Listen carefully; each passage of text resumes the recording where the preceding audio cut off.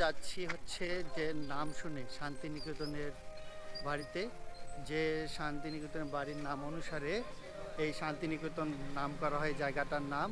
আর উনি হচ্ছেন রবীন্দ্রনাথ ঠাকুরের পিতা, যার যিনি এটি তৈরি করেন। আর এই ভবনটা দেখতে চারটা রকমের, যেমন হিন্দু, বৌদ্ধ, মুসলমান, খ্রিস্টান।